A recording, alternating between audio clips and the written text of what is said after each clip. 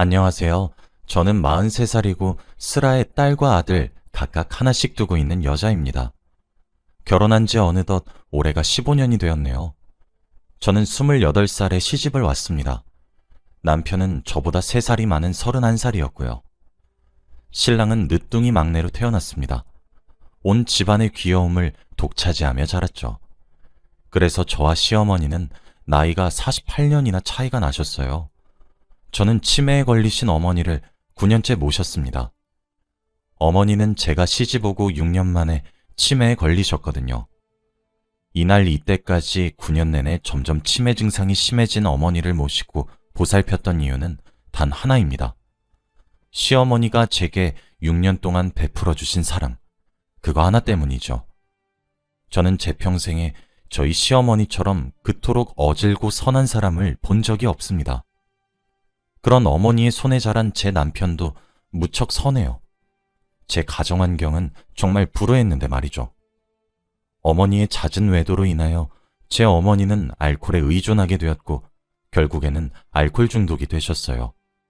어머니는 정신치료까지 받으실 정도로 심각한 증세를 보이셨습니다. 또한 제 아버지는 그걸 빌미로 어머니께 이혼을 요구하셨고 제가 고등학교를 졸업할 시기쯤 어머니와 아버지는 이혼을 하셨어요. 그 이후로 아버지는 저희와 연을 끊으신 듯 했습니다. 전 그날을 이후로 아버지를 한 번도 만나볼 수 없었거든요. 저는 위로 오빠가 2명 있는데 가정 환경이 불우해서 그런지 둘 다 참 엇나갔습니다. 큰 오빠와 작은 오빠들은 시비를 걸거나 절도를 하거나 상습적으로 경찰서를 들락날락했어요. 그 밑에서 저는 학대에 가까운 폭력도 참 많이 당했었죠. 저희 어머니 또한 제정신이 아니셨기 때문에 저는 방치되다시피 살아왔습니다. 그런 제가 지금의 남편과 저희 시어머니를 만난 것은 정말 하늘이 도운 천운이라고 생각이 들어요. 저는 성인이 되자마자 가장 먼저 한 일은 집을 나오는 일이었어요. 저는 집을 뛰쳐나와 부모와 형제의 연을 끊고 혼자 독립했습니다. 스스로 살아가고 있다가 아는 지인의 소개로 남편을 만나게 되었던 것이었죠. 남편은 매일 맞아서 눈물 그칠 새 없이 자란 저를 무슨 공주님처럼 착각하는 것처럼 저를 귀하게 대해줍니다. 남편과 있으면 정말 제가 어느 나라 공주가 된 것 같곤 했어요. 남편에게 프로포즈를 받았던 그날은 아직도 선명히 기억이 납니다. 부끄럽게 볼을 붉히며 결혼해달라고 한쪽 무릎을 꿇고 반지를 끼워주는 제 남편은 그날 정말 백마를 탄 왕자님 같았어요. 저는 저희 남편을 보면서 이렇게 어질고 선한 건 누굴 닮았나 했는데 바로 저희 시어머니셨습니다. 저는 결혼을 허락받기 위해 남편과 같이 시어머니를 뵈러 갔어요. 저도 그 당시에는 제가 살아온 환경이 불우하다는 것을 너무 잘 알고 있었고 정상적이지 않다는 사실도 알고 있었습니다. 그래서 어머니가 반대하시면 어떡하나 마음을 졸였죠. 그런데 예상과 다르게 어머니는 저를 정말 환영해 주시더라고요. 상다리가 부러지도록 직접 음식을 하셨다고 하시며 귀한 손님을 맞이하는데 이 정도 정성을 쏟아야지 라고 활짝 웃으시며 제 몫의 하얀 쌀밥에 고기 반찬을 얹어주셨습니다. 부모 정을 몰랐던 처지라 그런지 밥을 먹으면서 갑자기 울컥 눈물이 차올랐죠. 어머니를 처음 뵙는 자리였는데 말이죠. 그때 당황하신 어머니의 모습이 아직도 생각나네요. 어머니는 아유 미안해요. 아가씨, 내가 생각 없이 아가씨 음식에 손을 대서 그래요? 우리 아들한테 해줄 버릇 하다 보니까 몰랐어요. 울지 말아요. 라고 하시며 본인의 탓이라고 하시는 어머니의 모습이 어찌 그리 따뜻하던지요. 그날 저는 어머니께 정말 반했습니다. 결국 저는 처음 본 어머니의 품에서 펑펑 서럽게 울고 집으로 돌아갔어요. 저는 시어머니가 될 분 앞에서 멋진 며느리라고 믿고 맡겨만 달라며 호언장담을 할 계획이었는데 펑펑 울기만 했더니 집에 도착하고 나서야 걱정이 밀려왔어요. 그러고 며칠이 지나고 시어머니로부터 연락이 왔습니다. 밖에서 단둘이서 잠시 만나자고 하셨어요. 저는 눈앞이 깜깜해졌습니다. 올 것이 왔구나 싶었거든요. 처음 본 아가씨가 밥을 먹다 펑펑 울고 집을 나갔으니 이상한 여자라고 오해해도 그럴만 하지라는 생각을 하고 있었습니다. 그런데 아니었습니다. 조용한 전통 찻집에서 어머니가 저를 기다리고 계셨어요. 그러면서 제게 통장을 하나 내어주시더라고요. 통장 안에는 3천만 원이 들어 있었습니다. 저는 손사래를 치며 돈을 왜 주시는 거냐며 한사코 거절했죠. 그런데 시어머니는 갑자기 눈물을 글썽이시더라고요. 알고 보니 처음 어머니를 뵙던 날 끄끄거리며 눈물을 삼키려고 애쓰는 저의 모습이 눈앞에 아른거리셔서 제 남편을 불러 자초지종을 캐물어 보셨다고 해요. 제 남편은 제 사정을 어머니께 숨김없이 말을 해줬다고 하더군요. 그러며 저를 책임지고 싶으니 결혼하게 허락해달라고 말했대요. 그런 남편마저 저에게 감동적이었는데 어머니는 제가 한사코 거절하는 통장을 굳이 바득바득 제 손에 쥐어주며 말씀하셨어요. 지영아, 어떤 나라에는 결혼을 시키려면 남의 집 귀한 딸을 데리고 올 때 집도 팔고 소도 팔아 지참금을 주고 데려온다고 하더라. 내가 모은 돈이 많지 않아. 고작 3천만 원에 너를 데려오는 것만 같아 너에게 미안하구나. 턱없이 부족하고 모자란 돈이지만 이 돈으로 네가 사고 싶은 것들 다 사고 하고 싶은 혼수도 해서 시집와 줄 수 있을까? 라며 제 손을 꼭 잡으셨죠. 부모의 정을 모르고 자랐던 저는 그런 어머님께 다시 한번 반했습니다. 결혼하면 살 집이라며 본가에서 나와 혼자 살고 있던 남편의 아파트를 일부러 처분한 뒤에 어머님을 모시며 살고 싶다고 아득바득 우겨서 어머님 댁으로 들어갔어요. 어머니는 모시겠다는 저의 말도 정말 수차례 거절하셨습니다. 저의 끈질긴 설득과 노력, 그리고 애정 공세에 어머니는 결국 마지못해 허락하셨죠. 남편은 위로 형과 누나들이 5명이 있습니다. 6남매의 막내죠. 제가 어머니를 모신다는 소식에 남매들에게도 참 많은 사랑을 받았습니다. 형님과 아주버님들도 어질고 선한 시어머니를 닮으셨는지 시집살이가 뭔지 구경도 시켜주지 않으셨어요. 제게 커다란 언성 한번 높이신 적도 없으시고요. 시아버지는 남편이 아주 어린 갓난아이 시절에 사고로 돌아가셨습니다. 어머니는 젊지 않은 나이에 과부가 되어 6명의 자식을 건사하셨죠. 지금 환갑을 바라보시는 아주버님은 자신이 평생 살아오면서 어머니가 언성 한번 높이는 것을 한 번도 본 적이 없다고 하셨습니다. 하루는 바쁜 제삿날 도와드리지는 못할 망정 배운 것이 모자라 양념병을 하나 깨트려버려 제사 음식도 다 망쳐버리고 병도 깨버린 적이 있었습니다. 시어머니는 일말의 망설임도 없이 아무 소리 하지 말아라 라고 하시곤 형님과 아주버님 앞에서 손에 힘이 빠져 놓쳤다며 남편 보기 부끄럽다, 늙으면 죽어야 된다고, 나도 남편을 따라가야 된다고 하소연하셨습니다.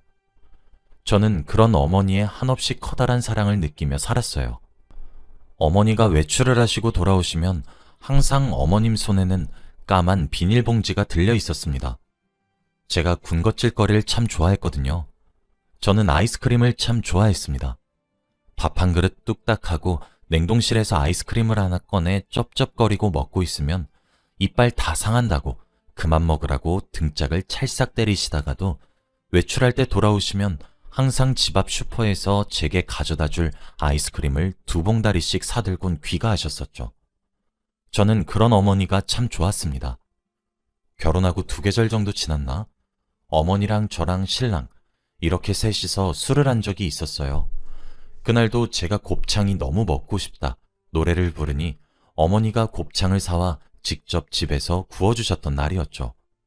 맛있게 잘 먹다가 저는 술이 과했던 건지 뭔지 속마음을 얘기하다 서름만 가득한 제 어린 시절을 고백했었습니다. 방치당하며 학대를 받아왔던 시절을 말이죠. 줄곧 서럽기만 했던 저는 얘기를 하다 결국 시어머니 앞에서 엉엉 울면서 술주정을 했습니다. 저희 남편과 시어머니는 어려운 줄 모르고 과음한 아내이자 며느리인 저를 혼내긴커녕 둘 다 저를 꼭 안아주셨어요. 제 이야기를 들은 시어머니는 저보다 더욱 서럽게 우셨습니다. 얼마나 무서웠을꼬, 얼마나 서러움에 사무쳤을꼬. 지영아, 인젠 괜찮다 괜찮아. 내가 있잖아. 내가 네 부모의 몫까지 더욱 잘해줄 테니 이제 그만 잊어라. 우리 집에서 셋이서 새롭게 출발하자. 하시며 저를 꼭 안아주셨죠. 저는 그렇게 엄마가 한 명 생겼던 날이었습니다. 어머니는 입버릇처럼 제게 너는 내 막내딸이야 하셨어요. 항상 집으로 귀가하시면 공주야, 엄마 왔다 하셨었죠.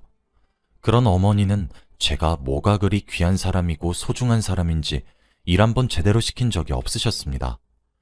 그저 제가 아깝고 자기에게 와줘서 오히려 고맙다며 손에 물 한 번 묻히려고 하면 벌벌 떠셨어요.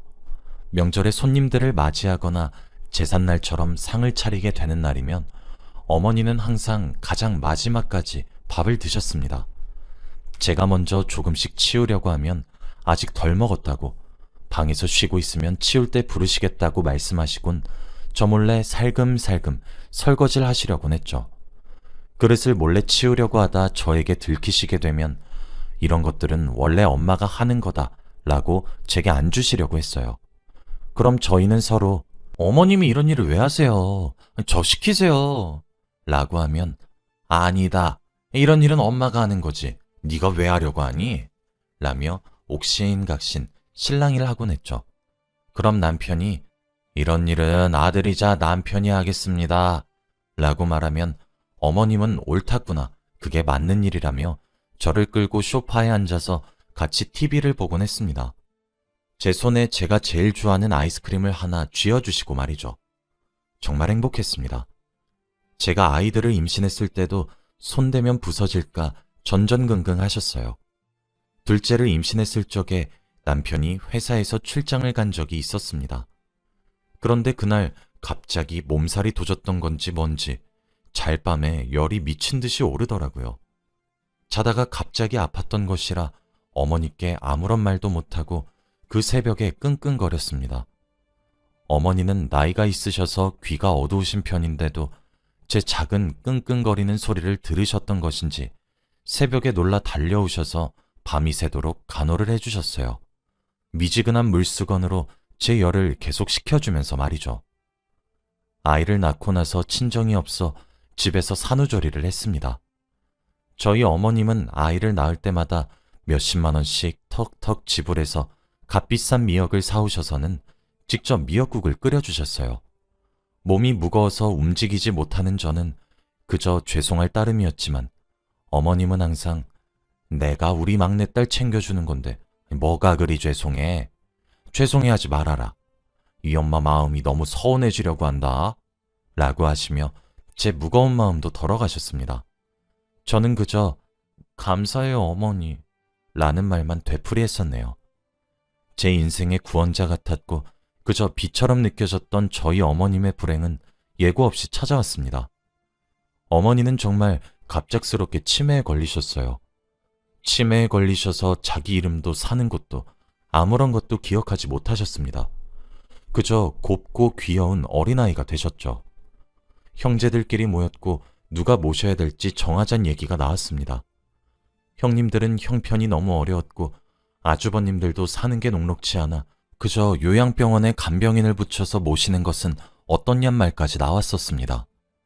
저는 그 자리에서 기꺼이 제가 모시겠노라 당연스레 말했어요. 제가 아니면 누가 모시냐면서 말입니다. 시집 온 지 6년 만에 치매에 걸리신 어머니는 아무래도 나이가 있으셔서 그런지 진행 속도가 매우 빠르셨어요. 하루가 지날수록 나날이 심해지셨습니다. 저 혼자서 9년 동안 똥과 오줌을 받아내기 일쑤였죠. 정신이 온전치 않으셨고 간병인처럼 남의 손에 어머님을 맡길 순 없었기 때문에 항상 보호자가 상주해야 했죠. 그래서 저는 집에 잘 들여다보지도 못했습니다. 자식들 얼굴도 잘 보지 못했고 제대로 씻을 수도 없었어요. 매일같이 보호자 침대에 몸을 구겨서 누워 잠들었죠. 남편 품에서 잠을 잘 수 있는 날은 정말 손에 꼽았습니다. 형님들 중 한 분이 저를 위해 병원에 계시지 않으면 불가능했죠. 그러다 최근 2년 동안 어머님은 기력이 점점 없어지기 시작했습니다. 몸에 힘이 없으셔서 볼 일도 제대로 보지 못하셨어요.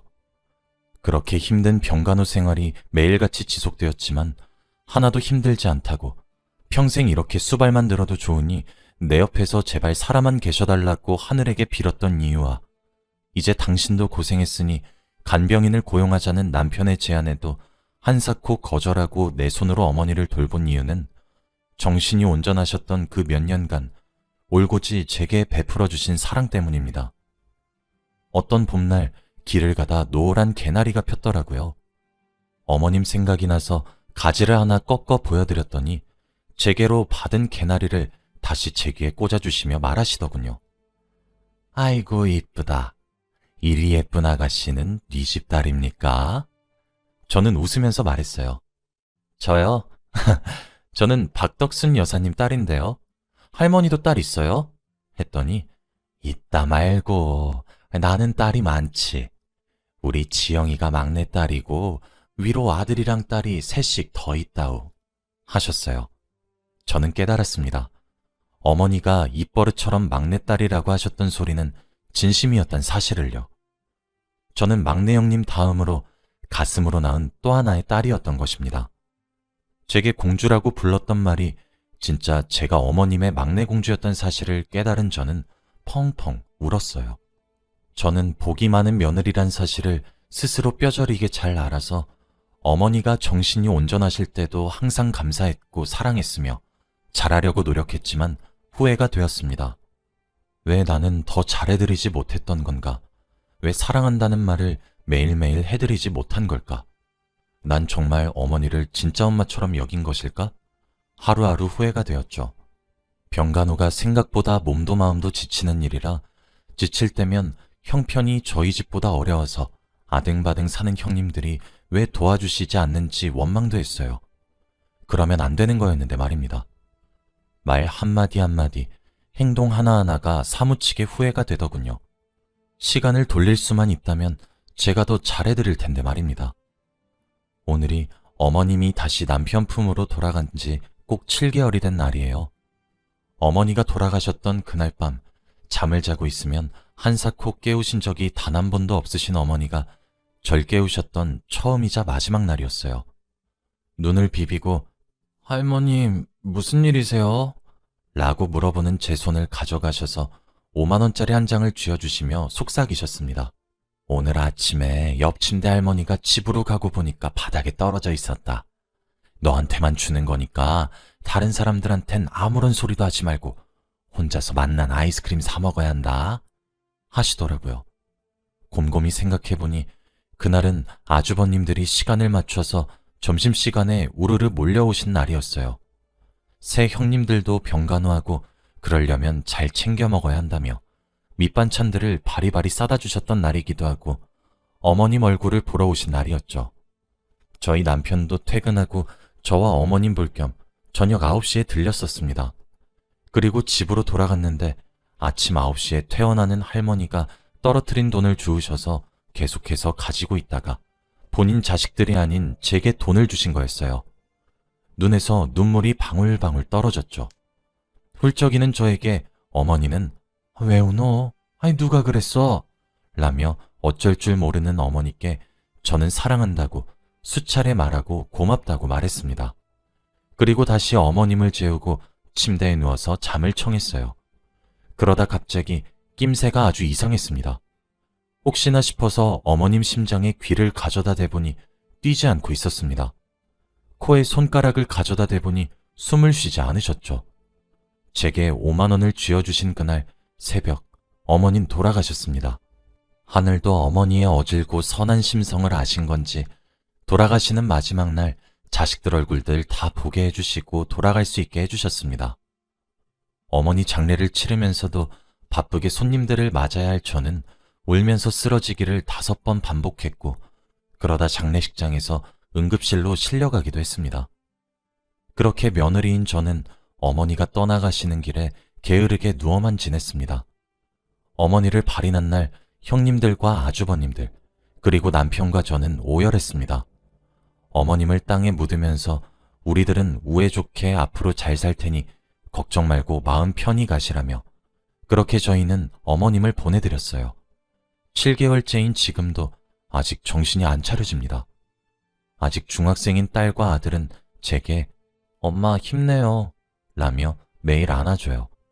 며칠 전에도 형님이 오셔서는 산 사람은 살아야 되지 않겠어? 이리 축 처져 슬퍼하는 모습을 보면 엄마가 얼마나 속이 상하시겠어. 라고 하시며 저를 혼내셨죠.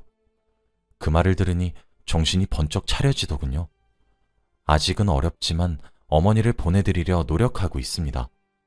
어머니가 주신 5만 원짜리를 고이 접어 베개 밑에 넣어두고 오늘은 꿈에 나와달라 빌며 잠에 들어요. 꿈에 나오면 사랑하고 고맙단 말을 외치려고 준비도 합니다. 제가 가장 버티기 힘든 것은 여전히 집 여기저기에는 어머니 흔적이 가득한 현실이에요. 특히 져주려고 항상 아이스크림을 봉다리째로 담아오셨던 까만 비닐봉지를 보고 있으면 눈물이 절로 나서 누가 가슴을 쥐어뜯은 것처럼 아프고 미어집니다. 다음 생엔 제가 처음부터 어머님의 딸이 되고 싶은데 저만의 커다란 욕심이겠죠? 제 이야기를 들으신 여러분들 모두가 저희 어머니의 명복을 빌어주세요. 다음 생엔 아무 고생 없이 평생을 행복하게 사시길 빌어주시면 감사하겠습니다. 저는 오늘도 꿈에서 만날 어머니께 사랑한다고 말할 준비를 마치며 잠에 들게요. 들어주셔서 감사합니다.